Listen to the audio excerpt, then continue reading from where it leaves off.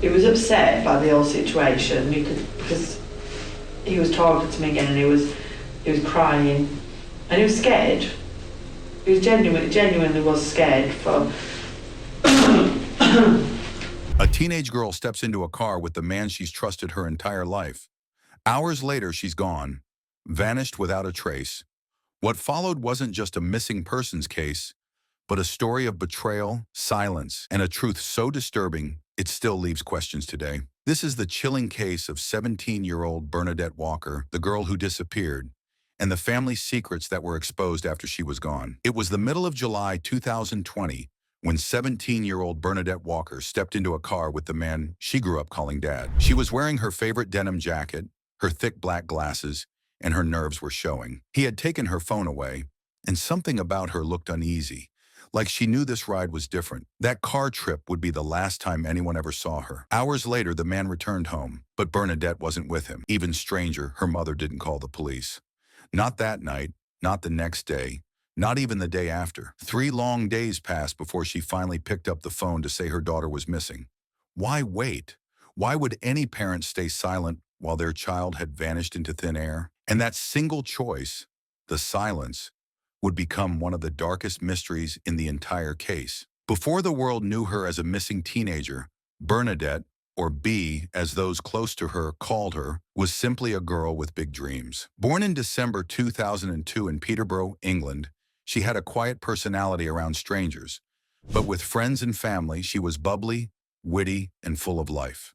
Her greatest passion was photography. She carried her camera everywhere, always trying to capture little pieces of beauty in a world that often felt messy. She had already enrolled at college to study the subject, hoping it could one day take her far beyond her hometown. In fact, Bea dreamed of starting over in the United States, building a fresh life where nothing could hold her back. But she wasn't just about ambition. She had simple joys too, like spending hours online with friends, knitting scarves taught to her by her grandmother, and surrounding herself with the people she trusted most. To everyone looking in, Bea was just another teenager with her whole future ahead of her. Yet beneath that creative spirit was a storm she never asked for. Because at home, the place that should have been her safe space, things were far from ordinary.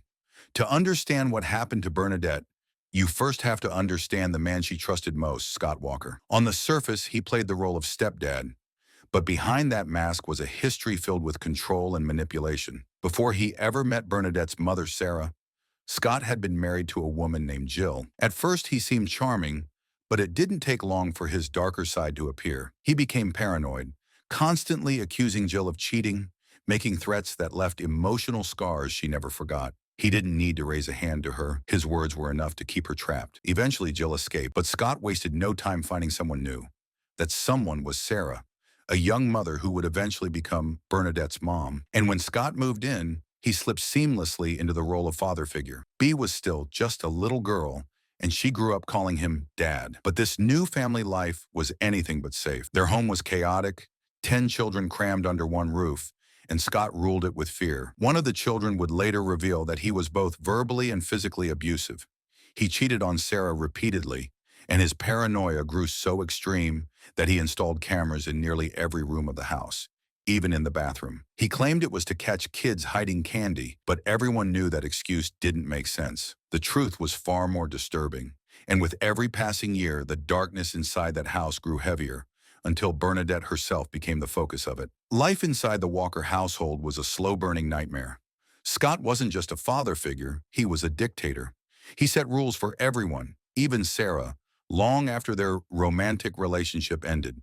He told her she could only stay at her new boyfriend's house twice a week, and he banned the man from coming anywhere near their home. It was control disguised as co-parenting, but in reality, it was Scott's desperate attempt to cling onto power. Sarah, trapped in her own complicated life, allowed him to stay under the same roof, even while starting a new relationship. But while Sarah dealt with Scott's demands, Bernadette was carrying a much heavier burden, one she tried to share, but no one wanted to hear. On July 17th, 2020, Scott drove Bernadette to his parents' house.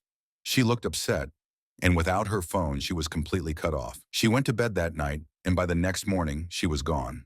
Scott claimed that during the drive home, he stopped the car for a cigarette, and yet her mother didn't report her missing until 3 days later. 3 days when evidence could have been gathered. 3 days that could have saved her.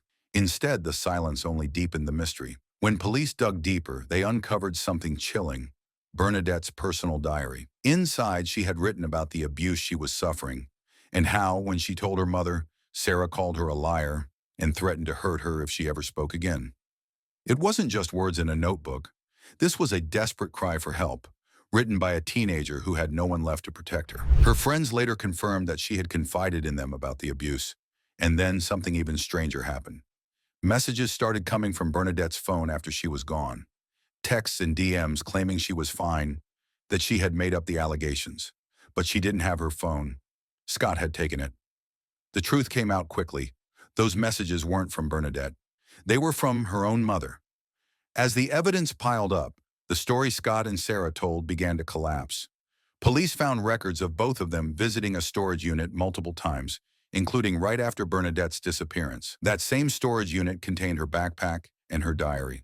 In September 2020, both Scott and Sarah were arrested. Scott was charged with murder and perverting the course of justice. Sarah was charged with helping cover it up. The trial revealed just how deep the deception went. Testimony from Bernadette's friends, her brother Anthony, and the diary entries painted a horrifying picture.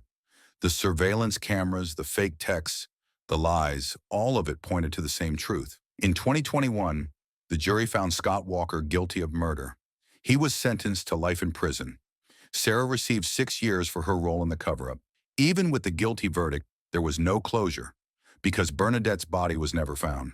Scott refused to reveal where he had left her, hiding behind silence to the very end. Her brother Anthony continued to fight for justice, refusing to let her story be forgotten. And then, in December 2023, news broke that Scott Walker had died in prison at the age of 53.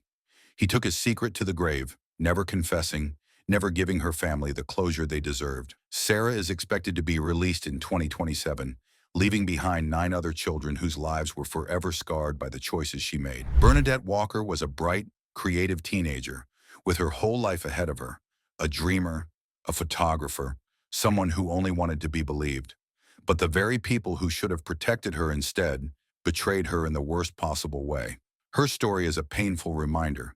If something feels wrong, if someone confides in you, listen, because silence can cost a life. Bernadette deserved to grow up, to chase her dreams, to live her life. But instead, she became a name in a case that still leaves us with heartbreak, anger, and unanswered questions.